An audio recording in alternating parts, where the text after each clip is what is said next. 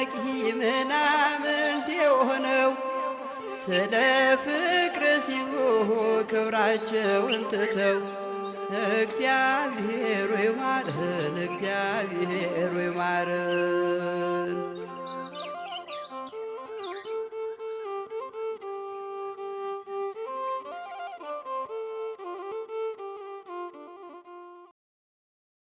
ሰላም ጤና ይስጥልኝ ውድ የገጸ ገዳማት ወአብነት መርሃ ግብር ቤተሰቦቻችን፣ ገጸ ገዳማት ወአብነት ሰዓቱን ጠብቆ አሁን ወደ እናንተ መድረስ ጀምሯል። በዛሬው ዝግጅታችን በከፋ ሀገረ ስብከት ቦንጋ ከተማ ለሚገነባው አዳሪ አብነት ትምህርት ቤት የመሰረት ድንጋይ ማስቀመጥ መርሃ ግብር ሙሉ ዝግጅታችንን ወደ እናንተ አሰናድተን እናደርሳለን። እስከ መርሃ ግብራችን ፍጻሜ ድረስ ከኛ ጋር አብራችሁን ትሆኑ ዘንድ የአክብሮት ግብዣችን ነው። ጌታ ኢየሱስ የፊልጶስ ሀገር ወደምትሆን ወደ ቂሳርያ ከተማ በደረሰ ጊዜ ደቀ መዛሙርቱን የሰው ልጅ ሰዎች ማን ይሉታል ብሎ ጠየቃቸው። ጸሎታችንን ይቀበልልን፣ ተቀብሎ የቸርነቱን ስራ ይስራልን። ይህን የመሰረቱን ጋር ባርኮና ቀድሶ እንዳስቀምጥልን የእሱ ፈቃዱ ይሁንልን። የእሱን ቸርነት የእናቱን ማማላጅነት የቅዱሳንም ታራዳይነት አይለ ለዓለም ሁሉ ሰላሙን፣ ፍቅሩን፣ አንድነቱን ይዘዝልን። ሀገራችን ኢትዮጵያን የሰላም የፍቅር፣ የአንድነት፣ የስምምነት ሀገር ያደርግልን። የቤተ ክርስቲያናችንን ሕይወትና ጉዞ የተቃና እንዳደርገው የእሱ ፈቃዱ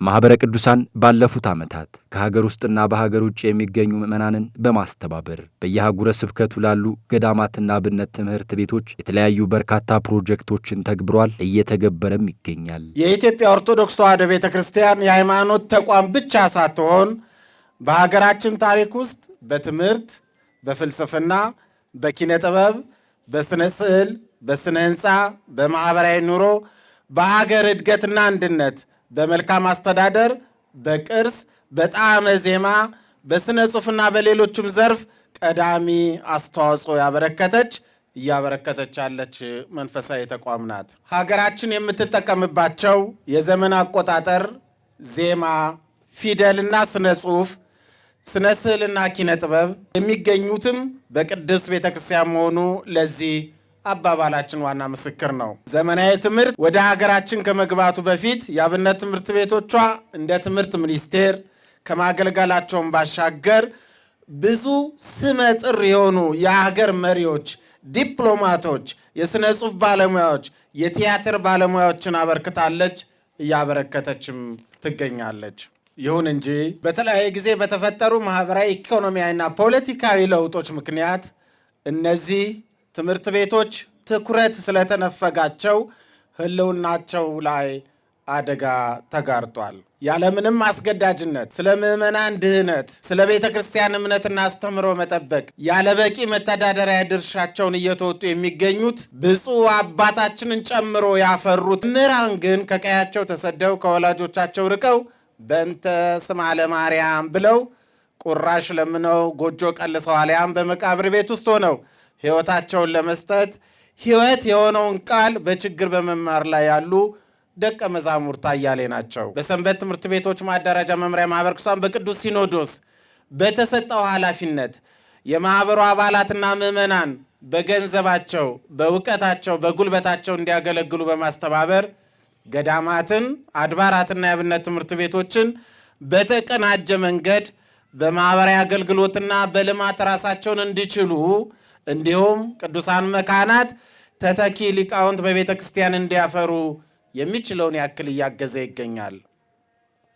ማኅበረ ቅዱሳን ከ1994 ዓመተ ምህረት ጀምሮ ከምዕመናንና ከማኅበሩ አባላት ገንዘብ በማሰባሰብ አድባራትንና አብነት ትምህርት ቤቶች የገቢ ማስገኛና አገልግሎት የሚሰጡ ከ180 በላይ ፕሮጀክቶችን ተግብሮ ለየሀገረ ስብከትና ገዳማት አስረክበዋል። ማኅበሩ በ2017 ዓ.ም ከሚተገብራቸው አዳዲስ ፕሮጀክቶች መካከል በከፋ ሀገረ ስብከት ቦንጋ ከተማ በኪያ ኬላ ደብረ መንክራት አቡነ ተክለ ሃይማኖት ቤተ ክርስቲያን የአዳሪ አብነት ትምህርት ቤት ግንባታ አንዱ ሲሆን በዚህም የካቲት 30 ቀን 2017 ዓ.ም የመሰረት ድንጋይ የማስቀመጥ መርሃ ግብር አከናውኗል። በኢትዮጵያ ኦርቶዶክስ ተዋሕዶ ቤተ ክርስቲያን በሰንበት ትምህርት ቤቶች ማደራጃ መምሪያ ማኅበረ ቅዱሳን በበጎ አድራጊ ምዕመናን የገንዘብ ድጋፍ በደቡብ ምዕራብ ኢትዮጵያ ሕዝቦች በከፋ ዞን ሀገረ ስብከት የሚሰራው የቦንጋ አብነት ትምህርት ቤት ግንባታ ፕሮጀክት በሀገረ ስብከቱ ሊቀ ጳጳስ በብፁዕ አቡነ ሕዝቅኤል የካቲት 30 ቀን 2017 ዓ.ም ይህ የመሰረት ድንጋይ ተቀመጠ። በመርሃ ግብሩ ላይ የተገኙት የሀገረ ስብከቱና የቤንች ሸኮ ሸካና ምዕራብ ኦሞ ሀገረ ስብከት ሊቀ ጳጳስ ብፁዕ አቡነ ሕዝቅኤል በመልእክታቸው የሚገነባው አብነት ትምህርት ቤት ለከፋ ሀገረ ስብከት ብቻ ሳይሆን አጠቃላይ በደቡብ ምዕራብ ኢትዮጵያ ለሚገኙ አብያተ ክርስቲያናት አገልጋዮችን የሚያፈራ ታላቅ ፕሮጀክት ነው በማለት ይናገራሉ። ብዙ የተዘጉ አብያተ ክርስቲያናት ስላሉ ተውጭ የሚመጡትም ሰዎች ቄስም ዲያቆንም አድርገን እንቀጥራቸዋለን። ለተዘጉት አብያተ ክርስቲያናት እየተባለች የምትመጣ ትንሽ ሳንቲም ነበረች፣ በዛ እንቀጥራቸዋለን። ለጊዜው ያገለግላሉ። ነገር ግን የአካባቢው ጸባይ ሳይመቻቸው ሲቀር እየተነሱ ወደ መጡበት ይመለሳሉ። የዚህ ተወላጆች ተሆኑ ግን ብንገስጻቸውም ብንቆጣቸውም ሁሉንም ችለው ከህዝባቸው ፊት ተለይቶ ወደ የትም አይደርሱምና ቤተ ክርስቲያኗን ያገለግላሉ። ስለዚህ ነው የአካባቢ ልጆች ተምረው ህዝባቸውን ያገልግሉ፣ በቋንቋቸው ጭምር ቋንቋም አገልግሎት ይሰጣልና መግባቢያም ነውና ህዝባቸውን እንዳገለግሉ ለማድረግ እየተጣጣርን ነው። አሁን ያስተማርናቸው ተማሪዎች በእውነት እንዲያው የዲቁናውን የቅስናውን ትምህርት ተማሩት ማለት ነው። ወደ ጾመ ድጓ ተደረሱ። ምልክቱን ለዩት። ጾመ ድጓ ተጮሁ። አቋቋም ቀጽሎ መርየቶች ሊሆኑ ነው ማለት ነው። እዚህ ድረስ አሁን ደርሰናል። እናንተ ደግሞ ይህን ሲጨምሩ ጾመ ድጓ ብቻ አይደለም የድጓ ምስክር ልናደርገው ነው ይሄን አካባቢ ማለት ነው። መልካም ነው ይሄ ስራ። ማይከሉ አጣርፎ እንዳው በአስቸኳይ ሰርቶ እንደሚያስረክበን እናምናለን። አብነት ትምህርት ቤት ከሌለ ቅድስት ቤተ ክርስቲያን ልትኖር አትችልም ያሉት ብፁዕነታቸው በተለይ ይህ የሚገነባው ጉባኤ ቤት እናንተ የዓለም ብርሃን ናችሁ የተባሉ ደቀ መዛሙርቱ የሚወጡበት የቤተ ክርስቲያን ማህፀን የሚሆን ነው ይላሉ ብፁዕነታቸው። አብነት ትምህርት ቤት ተለለ ቤተ ክርስቲያኗ የለችም። አብነት ትምህርት ቤት ታለ ግን ቤተ ክርስቲያኗ አለች። ቀሳውስቱ፣ ዲያቆናቱ፣ ቀሳውስቱ፣ መርጌቶቹ እንግዲህ ይሄ ሰፋ ያለ ነው። እንደው ዲያቆናትና ቀሳውስትን ለማውጣት ብቻ አይደለም። ሀሳቡ ብዙ ነው። ይህን አካባቢ እየተረዳዳን ለመላ ለደቡብ ክፍል ለዚህ ለከፋ ብቻ ሳይሆን ለመላ ለደቡቡ አብነት ሆኖ አዎ መምህራን እንዲወጡበት ትምህርት ቤት ለማቋቋም ነው የምንታገለው። የእናንተ ጸሎት ይርዳን። የሀገረ ስብከቱ ዋና ስራ አስኪያጅ መጋቢ ሃይማኖት ቀሲስ ዘውደ ገብረ ጻዲቅ ማኅበረ ቅዱሳን ፕሮጀክቱን ለመተግበር ይህን የመሠረት ድንጋይ ሲያስቀምጥ ለተዘጋችው ቤተ ክርስቲያን ሲል በጎ አድራጊዎችን አስተባብሮ በመሆኑ የተሰጠንን ዕድል በአግባቡ መጠቀም ይጠበቅብናል በማለት ይናገራሉ። ዋና ማዕከሉ ማኅበረ ቅዱሳን ይሄን ገንዘብ ከየት አገኘ? ከካዝና አይደለም ወገኖች፣ ለምነው ነው። የተዘጋ ቤተ ክርስቲያን አለ። አብነት ትምህርት ቤት ያልተከፈተ ቦታ አለ። ይሄን 11 ሚሊዮን ብር የተባለውን ከበጎ አድራጎት ከነዛ ነው። ይሄ ገንዘብ ደግሞ በድሎት ካሉት በምቾት ካሉት ሰዎች የሚመጣ አይደለም። ውጭ ሀገር ሆኖ ተቸግሮ ተሰቃይቶ ለሃይማኖታቸው ብሎ ይሄንን ገንዘብ ወደኛ ያፈሰሰው ከኛ የሚጠበቅንን ልናደርግ ይገባል። ቁጭ ብሎ የሰማይ መንግስት መውረስ የለም። እግዚአብሔር ቢፈቅድ የውል ሰነዱ የተፈራረምነው ታኅሳስ 30 2018 ዓ.ም ትምህርት ይጀመራል ነው። አዎ ታኅሳስ 30 2018 ስም ተማሪ የሚጀምርበት ነው። ከዛ በፊት ነው የሚጠናቀቀው። ስለዚህ ይሄን በጋራ እንድናስፈጽሞ አደራዬ ጠበቀን። ማኅበረ ቅዱሳን በ2017 ዓ.ም ከሚተገብራቸው ፕሮጀክቶች መካከል በከፋ ሀገረ ስብከት በቦንጋ ከተማ የሚገነባው አዳሪ አብነት ትምህርት ቤት አንዱ ፕሮጀክት መሆኑን በመጥቀስ የፕሮጀክቱ ዓላማ በሀገረ ስብከቱ መሠረታዊ የክህነት ትምህርትና ስልጠና በመስጠት ቀሳውስት፣ ዲያቆናት፣ ሰባኪያንን የነገዋ ቤተ ክርስቲያን መሪ ደቀ መዛሙርትን በማፍራት የተዘጉ አብያተ ክርስቲያናት እንዲከፈቱና የተሟላ መንፈሳዊ አገልግሎት የማይሰጡትም እንዲሰጡ በማድረግ የቅድስት ቤተ ክርስቲያንን ተልእኮ ማፋጠን ነው ይላሉ የማኅበረ ቅዱሳን ዋና ሥራ አስፈጻሚ መምህሯ ሲሆን በላይ። ማኅበረ ቅዱሳን በ2017 ዓ.ም ከሚተገብራቸው ፕሮጀክቶች መካከል በብፁዕ አባታችን ታላቅ ጥረትና ግፊት በከፋ ሀገረ ስብከት ቦንጋ ከተማ የሚገነባው የአብነት ትምህርት ቤት ዛሬ መሠረት እንዲጣል የብፁዕ አባታችን ድርሻ ታላቅ ነው። የዚህ ፕሮጀክት ዋናው ዓላማ በሀገረ ስብከቱ የአብነት ትምህርት ቤት ግንባታ በማካሄድ መሠረታዊ ክህነትን ትምህርትና ስልጠና በመስጠት ቀሳውስትና ዲያቆናት፣ ሰባኪያንና ደቀ መዛሙርትን በማፍራት የተዘጉ አብያተ ክርስቲያናት እንዲከፈቱና የተሟላ መንፈሳዊ አገልግሎት የማይሰጡ እንዲሰጡ በማድረግ የቅድስ ቤተ ክርስቲያናችን ተልእኮ እንዲፋጠን ማድረግ ነው። በሀገረ ስብከቱ በአራተኛው መቶ ክፍለ ዘመን ጀምሮ የተተከሉ እንደ ባህ ቅዱስ ጊዮርጊስ ያሉ ጥንታዊ የሆኑ አድባራት የሚገኙበት ሲሆን በ1882 ዓ.ም ንጉሥ ወልደ ጊዮርጊስ በራስ ማዕረግነት እያሉ የከፋ ገዥ ሆኖ ሲመጡ ታቦተ መድኃኔዓለምን ከሊቃውንት ጋር ይዞ በመምጣት አንዳራቻ በተባለው ስፍራ ሕንፃ ቤተ ክርስቲያንን አሳነጸውና የአብነት ትምህርት ቤት በማቋቋም 150 ተማሪዎች ይማሩ እንደነበር የታሪክ ድርሳን ያስረዳሉ። ማኅበሩ በተለያዩ አህጉረ ስብከት ከሚተገብራቸው ፕሮጀክቶች በተጨማሪ በ171 ለተመረጡ የአብነት ትምህርት ቤቶች ለ239 መምህራንና ለ2230 ደቀ መዛሙርት በዓመት ከ15 ሚሊዮን ብር በላይ ድጎማ እያደረገ እንደሚገኝ መምህሯ ሲሆን በላይ እንዲህ ይገልጻሉ። የአብነት ትምህርት ቤቶች መንፈሳዊ ትውፊትን ጠብቀው ከትውልድ ትውልድ እንዲተላለፉ ከተለያዩ ሀገረ ስብከቶች ለተመረጡ በ171 የአብነት ትምህርት ቤቶች 239 መምህራንን እንዲሁም 2230 የአብነት ተማሪዎችን በየዓመቱ 15 ሚሊዮን ብር በላይ ድጎማ ያደርጋል። በዚህ ድጋፍ ላልተካተቱ ተማሪዎችና መምህራን የአስቸኳይ ጊዜ ቀለብና የአልባሳትም ድጋፍ በየዓመቱ ያደርጋል።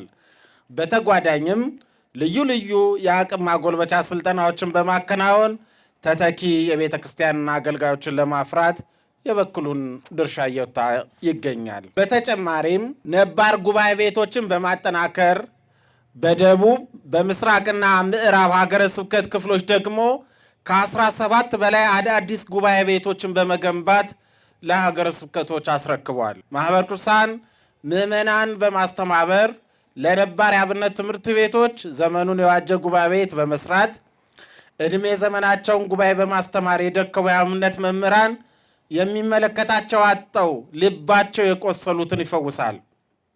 ከሊቃውንት ምንጭ የተበተኑትን የአብነት ተማሪዎችን እንዲሰበሰቡ ያደርጋል። የአብነት ትምህርት ቤት ባልተስፋፋባቸው አካባቢዎች ደግሞ አዳዲስ ጉባኤ ቤቶችን በመገንባት በአካባቢ ቋንቋ ማገልገል የሚችሉ ካህናትና ዲያቆናትን ሲያፈራ ቆይቷል። የተዘጉ ቤተ ክርስቲያናትን አስከፍቷል። ከእናት ቤተ ክርስቲያናቸው የሄዱትን ደግሞ እንዲመለሱ አድርጓል። በዚህም ጥምቀትና የእግዚአብሔር ልጅነት ለእኛ ያስፈልጋል በማለት ለዘመናት ሲጠባበቁ የነበሩ ባለፉት 3 ዓመታት ብቻ ከ100 ሺህ በላይ የሚቆጠሩ አዳዲስ ተጠማቂያን ወደ ቅድስት ቤተ ክርስቲያን መቀላቀል ችለዋል። በዚህም ለሀገራችንና ለቤተ ክርስቲያናችን አበረታች ውጤቶች ማምጣት ተችሏል። አዳሪ አብነት ትምህርት ቤቱ 32 ደቀ መዛሙርትን በአዳሪነት ለ2 መምህራን ማደሪያ ክፍል፣ መማሪያ ጉባኤ ቤት፣ መጸዳጃ ቤት እንዲሁም መመገቢያ አዳራሽን ያካተተ ሲሆን ለፕሮጀክቱ የተያዘለት በጀት 11,852,172 ብር እንደሆነ በሪፖርቱ ላይ የማህበሩ ዋና ስራ አስፈጻሚ ያስረዳሉ።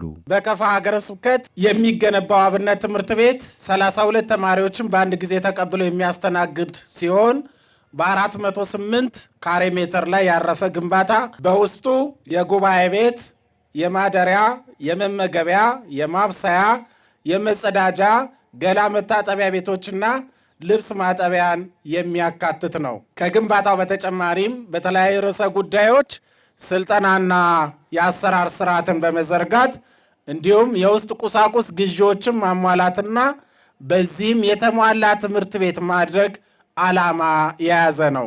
ለዚህ ፕሮጀክት ጠቅላላ ወጪ 11,852,172 ብር በጥናት የተያዘ ሲሆን ይህም ብር 9,02,318 የካፒታል ወጪ፣ 1,079,174 ቋሚና ላቂ ዕቃ ግዢዎች፣ 1,470,348 የሥራ ማስኬጃ ብር 200,332 ደግሞ የስልጠና ወጪዎችና 100 ሺህ ብር የአሰራርና ስርዓትን ለማዘመን የሚውል ይሆናል። የሀገረ ስብከቱ የክርስትና ቀደምትነትና ክርስትናውን ጠብቆ ለትውልድ ማስተላለፍ ላይ የነበረውን ተግዳሮት በመልእክታቸው አንስተዋል።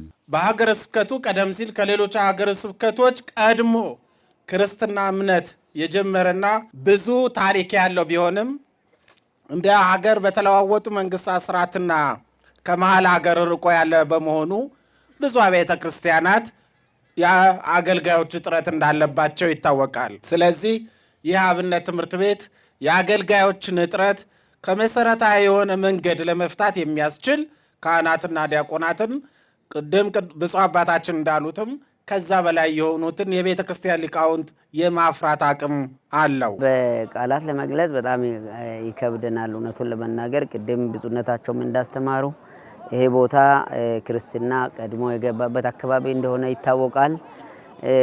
በዚህ በጥንታዊነቱ ልክ ግን ስራ የተሰራበት አካባቢ አልነበረም።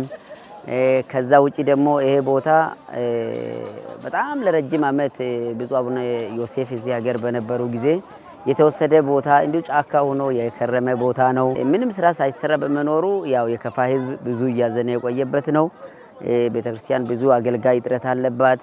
ከዛም በላይ የሊቃውንት መፍለቂያ የሚችል ቦታ ነው። ይሄንን ለማድረግ ብዙ ምኞቶች ነበሩ፣ ግን ሳይደረግ ቆይቷል። እግዚአብሔር በፈቀደ ጊዜ የሚሆን ነገር በመሆኑ ቦታውም ልክ በዚህ ሳምንት የሳይት ፕላን የዞኒንግ ለውጥ ተደርጎ ከብዙ ድካም በኋላ ተሰጠ። እዚህ ሁለገብ ህንፃ ይሰራ ተብሎ ፕላኑ ከመጣ ቆይቷል። ዋና ማዕከል ራሱ ፕላኑን ሰርቶ ከላከ፣ ግን በዛ ምክንያት ቆይቷል። አምና ነበረ ይጀመርና የነበረው። እኔ እንደው ግጥሞሹ እንደው እግዚአብሔር ምን ያክል ስራ እንደሰራ የሚያሳየን ነገር ነው። እዚህ የደብሩ ተወላጅ ነኝ። ያው መጀመሪያ ወዶና ፈቅዶን እንዶ ጻድቁ ለዚህ ላመጣን ክብር ምስጋና ለሱ ይግባ። ለኛ ብሎ ይሄ ህንፃ መሰረት ድንጋይ ስለተጣለም በጣም አመሰግናለሁ። ከእግዚአብሔር ጋር ከጻድቁ የተመሰገነ ይሁን። አሁንም ልጆቼ አድጎ ተምረው የሚማሩትም ያሉትም ለዚህ ተገልጋይ እንዲሆኑ በእግዚአብሔር ስም እንግዲህ አመሰግናለሁ። በኢትዮጵያ ኦርቶዶክስ ተዋሕዶ ቤተክርስቲያን ጉዳይ ላይ ማህበረ ቅዱሳን ከመነሻው ጀምሮ እስካሁን ድረስ እየሰሩ እና በመስራት ላይ ያሉትን ነገሮች ሳስብ አባታችን አቡነ ጎርጎርዮስ መጀመሪያው ማህበረ ቅዱሳን ሲቋቋም የተናገሩት ቃል ሕያው ሆኖ እስካሁን ድረስ እያገለገለ ያለ ነው ብዬ አምናለሁ። ምንድን ነው የተናገሩት? እናንተን ጊዜውንና ወቅቱን ጠብቆ እግዚአብሔር ያነሳችሁ ሐዋርያት ናችሁ ብሎ ነበር የተናገሩት። እሳቸው ሰማይ አምላካቸው ፊት አሉ። ቃላቸው ግን ሕያው ሆኖ ይህን ማህበረ ቅዱሳን እንዳለ እየመራ ያለ ተቋም ነው። ይህ ተቋም ለቤተ ክርስቲያናችን በእውነት ለመናገር እንደ እምነቴ እንደ ክርስቶስ ፈቃድ ይሄ ማህበር ባይኖር ኖሮ ቤተ ክርስቲያናችን ወይም የኢትዮጵያ ኦርቶዶክስ ተዋሕዶ ቤተ ክርስቲያን በገባበት ፈተና ላይ ምን አይነት ውድቀት ሊያስከትላት እንደሚችል ሳገናዝበው እጅግ በጣም ይገርመኛል። ብዙ ፈተናዎችን አልፎ እሱም በእግዚአብሔር ታላቅ ኃይል ድል አድርጎ ዛሬ ከቤተ ክህነታችን ከሲኖዶሱ ጋርም ህብረት አንድነትን ፈጥሮ ይፋ በሆነ አገልግሎት ላይ ሊቃነ ጳጳሳትን ከጎኑ አስከትሎ መንቀሳቀስ መቻሉ ራሱ የእግዚአብሔርን ታላቅ ጸጋና ምሕረትን የሚያውጅልን ነው። ሁላችንም በዚህ ስራው እንደሰታለን። በከፋ ሀገረ ስብከት ውስጥ በጣም የሚገርማችሁ ነገር በቁጭት ለማህበረ ቅዱሳን ለሐመረ መጽሔት ጭምር በደብዳቤ ጥያቄ ሳቀርብ ከነበርኩት ቋንቋዎች አንዱ ይሄ ነበር። ጥንታዊ አብያተ ክርስቲያናት ያሉበት አገር ይሄ ከፋ ምንድን ነው የማህበረ ቅዱሳን ምናው? በአባልነት አልተመዘገብኩም። ባልመዘገብም እንደ አባል ሁኜ ድጋፍ በመስጠት እስካሁን ድረስ አለ እና 1984 ዓመተ ምህረት ጨና ላይ በነበረ ዘመቻ ፊልጶስ ታስታውሱ፣ እናንተ ልጆች ናችሁ ምናልባት ላታስታውሱ ትችላላችሁ። እና በጀ መንበሩ እነሱ የሚያስተባብሩን ሰዓት ስናገለግለው የነበርነው ወይም በዚህ ጉዳይ ላይ አብረን ጣልቃ ገብተን አፈጻጸሙን ስናግዘው የነበርን ሰዎች ነን። ይሄ ጉባኤ ቤት ሲሰራ አስተዋጽኦ የተለመደው በየአጥቢያው መምህራን እየተቀጠሩ ዲያቆናትን ካህናትን አስተምሮ እንደው ለችግር ተብሎ የሚሰራ ስራ አለ። በየአጥቢያው ይታያል አቂም ያላቸው ቦታ ላይ። ነገር ግን አሁን ቢያንስ ወደ 12 ወረዳዎች በዚህ ሀገረ ስብከት አሉ። ከዛ ወደ ቤንች ሸኮ ሀገረ ስብከት ስንሄድ እንዲሁ ባዶ ነው። ከዚህ ከተማሩ ያው ጊዜውን የዋጀ ስራ ይሰራበታል። ቋንቋውን ያውቁበታል። በቋንቋ ያስተምራሉ። የህዝቡን ባህል ያውቃሉ። በዛ በህዝቡ ባህል ህዝቡ በሚፈልገው ከየወረዳው መጥቶ ቢማሩ አሁን ከ12ቱም ወረዳ ቢመጡ እዛ 12ቱም ወረዳ ላይ ያለው ባህሉ የህዝቡ ፍላጎት በጣም የተለያየ ነው። ያንን ሁሉ በአግባቡ ሊያስኬድ የሚችል መምህራን ይወጡበታል። ያ ሆነ ማለት ደግሞ ጉባኤው እዚህ ተምረው የወጡት ደግሞ ሄደው ወረዳ ላይ ቢያስተምሩ በየወረዳው ደግሞ እንግዲህ እየተስፋፋ ሲሄድ ደግሞ እንደዚህ አይነት ጉባኤያት እየተከፈቱ ይሄዳሉ ማለት ነው። ህዝቡ በአግባቡ በቅርበት አገልግሎቱን ያገኛል። ከኛም አልፎ ለሌሎች ሀገረ ስብከቶችም ይሆናል።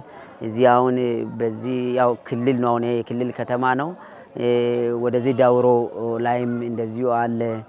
ወደ ተርጫ አካባቢም ልክ እንደዚህ እዛ ቦታም እየሄዱ እየመጡ ቢማሩ ኦልሬዲ በዚህ አካባቢ ያለውን በዚህ በደቡብ ምዕራብ ኢትዮጵያ ውስጥ ያለውን ችግር በሙሉ ሊፈታ የሚችል ስራ በአግባቡ ከተሰራ ይሰራል ብዬ ነው ማስበውና በተለይ ወደ ወረዳ እየተስፋፋ ይሄዳል። መምህራኑ ከወጡ ቋንቋን የሚያውቁ ዋናው ጥቅሙ እሱ ነው ብዬ ነው ማስበው። በቋንቋችን ቢሆን ደስ ይለናል። ለምን እኛም ያው ቋንቋውን በዚህ እንግዲህ ባለን ቋንቋ በከፈኛም ሆነ በአማርኛ ያው በተማሩበት መሰረት እኛንም እንዲያስተምሩ እነሱም እንዲጠቀሙ ያለን በቋንቋችን መግባባ ስለሆነ እኛም ደግሞ በቋንቋችን እንማራለን። ደግሞ የተማርነው የሰማነውን እንፈጽመዋለን። ያው በቋንቋችን ደስ ይለናል። ለምን በሀገራችን እንግዲህ ባለው ቋንቋ ነው። ያው ቋንቋም ያው ከፈኛም ሆነ አማርኛም ሆነ በጊዜም ሆነ በራሳችን ቋንቋም ሆነ ደስ ይለናል። ብንቀበለው ደስ ይለናል። ብማርም ደስ ይለኛል። ያለውን ነገር እንደ አቅሜ ለራሴ የሚሆን ነገር ካለም ብማር ደስተኛ ነኝ። ልጆችንም ባስተምር ያለውን ተከታትዬ ብማር ማላቆም ባቅ ደስ ይለኛል። በጣም ደስተኛ ነኝ። እኔ በሁሉ ነገር ደስተኛ ነኝ።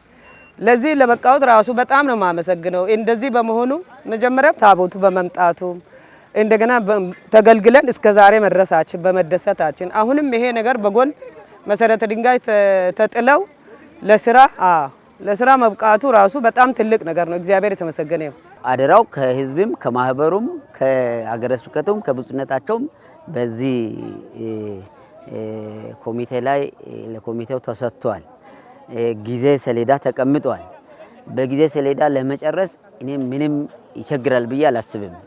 ህዝቡም ያው ይሄንን ጉዳይ በናፍቆት የሚጠብቀው ስለሆነ ህዝቡም ይተባበረናል፣ እንጨርሳለን ብዬ አስባለሁና እቅዶቻችን አቅደናል። ትላንትናም ከትላንትና ወዲያም ተከታታይ ውይይቶችን እያደረግን ነው። ስለዚህ በታቀደው እቅድ መሰረት ያው የዛሬ ዓመት ሙሉ ስራውን ጨርሰን ልክ በተመሳሳይ ሁኔታ ያው ለምረቃው ለማድረስ ስራ እንሰራለን የሚል እቅድ እየተነጋገር ነው። ነገ ተነገ ወዲያ ወደ ስራ እንገባለን። እንግዲህ ለህንጻ ቤተክርስቲያን ግንባታ በጣም ብዙ ድካም ይደከምበታል። ያን ቤተክርስቲያን የሚያገለግል ሰው የሚፈራበት ቦታ ስለሆነ ይሄንን በማወቅ ከሌላ ህንጻ ቤተክርስቲያን በተሻለ ሁኔታ ይሄንን በተለይ የትምህርት ቤቱን የቤተክርስቲያን መሰረት መሆኑን አውቆ ሁሉም የሚችለውን ሀብት ያላቸው ወጣቶች አሉ፣ እውቀት ያላቸው ወጣቶች አሉ፣ መሐንዲሶች አሉ፣ ብዙ ሙያ ያላቸው ሰዎች አሉ። ሁሉም በሚችለው አቅም ሁሉ ይሄንን ስራ በአግባቡ እንዲሳካ የራሱን አስተዋጽኦ እንዲወጣ በዚህ አጋጣሚ ጥሬን አስተላልፋል። ማህበረ ቅዱሳን ትኩረት ሰጥቶ ከሚሰራቸው ተግባራት መካከል የአገልጋይ ካህናት እጥረት ባለባቸውና የተሟላ የቤተ ክርስቲያን አገልግሎት የማይሰጥባቸው የሀገሪቱ ክፍሎች የአዳሪ አብነት ትምህርት ቤቶችን በመገንባት የሐዋርያዊት ቅድስት ቤተ ክርስቲያን አስተምሮ ሳይበረዝና ሳይከለስ ለትውልድ ለማስተላለፍ እየሰራ እንደሚገኝ ይታወቃል። ማህበሩ ከዚህ ቀደም በየአህጉረ ስብከቱ ያስገነባቸው ጉባኤ ቤቶች መልካም ውጤት እያስመዘገቡ ሲሆን ይህ ፕሮጀክትም ተገንብቶ ሲጠናቀቅ ምዕመናን በሚሰሙት ቋንቋ አገልግሎት እንዲያገኙ ከእናት ቤተ ክርስቲያን ተለይተው የሄዱት ደግሞ እንዲመለሱና ሌሎች ዘርፈ ብዙ አገልግሎቶችን እንደሚሰጥ ይጠበቃል። ብፁዕ አባታችን አቡነ እስክኤል ይህ ፕሮጀክት እውን እንዲሆን ለዛሬ መሰረት እንድንበቃም ያደረጉት ድጋፍና ክትትል ከፍተኛ ነው። ይህ የአብነት ትምህርት ቤትም በታቀደለት ጊዜና ዘመን እንዲጠናቀቅ ጸሎቶ ቡራኬውንና ክትትሎን በእጅጉ የሚፈልግ ነው። እንዲሁም በአካባቢ ያላችሁ ክርስቲያኖች፣ ማህበረ ካህናት፣ የአካባቢ ምዕመናንና የማህበረ ቅዱሳን የቦንጋ ማዕከል አባላት ክትትላችሁ እጅግ አስፈላጊ በመሆኑ ከዚህ ስራ ጎን በመቆም እና ባለቤት በመሆን የድርሻችሁን እንድትወጡ በማህበሩና በጉባኤ ስም እጠይቃለሁ። በመጨረሻም ይህ ፕሮግራም በማዘጋጀት የዚህን የአብነት ትምህርት ቤት ግንባታ ስራ በማስጀመር እውን እንዲሆን ለተባበራችሁ ሁሉ ወደፊትም ለምትተባበሩን አገልጋዮች በሙሉ በራሴና በማህበረ ቅዱሳን ስም ልባዬ ምስጋናዬን አቀርባለሁ። ረድኤተ እግዚአብሔር አይለየን። የካቲት 30 2017 ዓ.ም ቦንጋ